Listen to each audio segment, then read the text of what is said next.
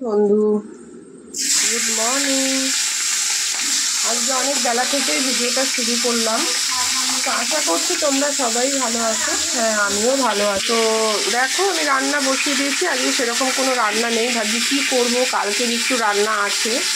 তো দেখো, এই মাছের মাথাটা, গোটা মাছ কিনেছিলাম, সেই মাথাটা রয়েছে। তো ভাবলাম চলো এই মাথাটা দিয়ে একটা রেসিপি আজকে করা যায়। মাছের মাথা দিয়ে তো ডাল হয়, মুড়ি ঘন্ট হয়, অনেক কিছু হয়। তো আজকে দেখো আমি কী রেসিপি করি। তো বন্ধু, কী বলো তো, সত্যি কথা বলতে বাস্তব সত্য যে সময় কখনো কারোর জন্য থেমে থাকে না। এই আজ গতকাল থেকে আমার মুডটা খুব খারাপ, মনটা ঠিক সময় কিন্তু আমার চলে যাবে। তো সেরকমই কাবুলি চারি থেমে আছে, থেমে নেই আর থেমে থাকবোও না। তো দেখো, এদিকে আমার মাথাটা কিন্তু লাল লাল করে ভাজা হয়ে গেছে। কেন মন খারাপ, কী মন খারাপ, সেটা সবসময় সবাইকে বলা যায় না। যাই হোক বন্ধুরা, মন যখন আছে, মানুষ হয়ে যখন জন্মেছি, তাহলে সে মন খারাপও হতে পারে, সেটা কোনো ব্যাপার নয়। সবসময় সবাইকে সব কিছু শেয়ার করাও যায় না। তো এই হচ্ছে ব্যাপার। জানি না কেন আজ অনেক কিছু মনের মধ্যে চলছে, অনেক কিছু ভাবছি। জানি তো আমি কখনো কখনো কারোর সাথে কোনো অন্যায় করি না, কিন্তু আমার সাথে জানি তো অনেক অন্যায় হয়েছে। তাই ভগবানের কাছে বলি যে অচেতন অবস্থাতেও যেন কারোর সাথে কোনোদিন অন্যায় না করি। তা বন্ধু দেখো, তেল দিয়ে কিন্তু পেঁয়াজ, জিরে ফোড়ন আর পেঁয়াজ দিয়ে দিয়েছি। তো বন্ধু টমেটো দিয়ে দিয়েছি তেলে। এবারে আদা বাটা, লঙ্কা বাটা, রসুন দিয়েছি।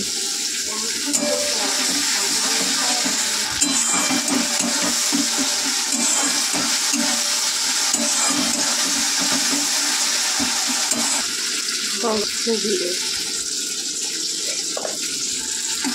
সব মশলা দিয়ে কিন্তু কষিয়ে নেব।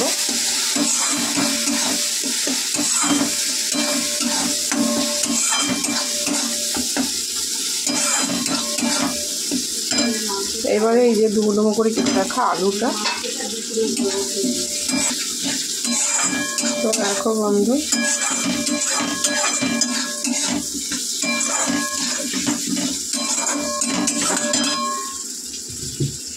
সামান্য একটু জল দেবো মশলাটা ভাজার জন্য।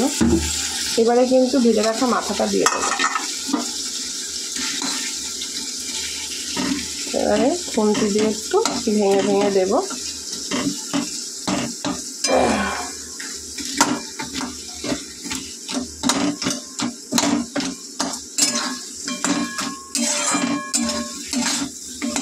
এই হলো মাছের মাথা কাটা চচ্চড়ি। একটু জল দিয়ে ঢেকে দেবো যাতে সব সেদ্ধ ভালো করে হয়ে যায়। তো চলো ঢেকে দিই, এটা হোক, আমি অন্য কাজ সেরে নিই। কাটা চচ্চড়ি এখন একটু আলু সেদ্ধ হয়েছে, এটাকে ভালো করে কষিয়ে নিয়ে আবার জল দিয়ে তারপরে ভালো করে ফুটিয়ে নামিয়ে ফেলি।